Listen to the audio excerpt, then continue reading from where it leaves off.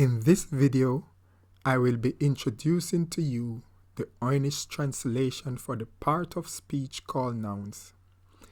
It will be presented in the original character form along with the alphabetic representation and pronunciation.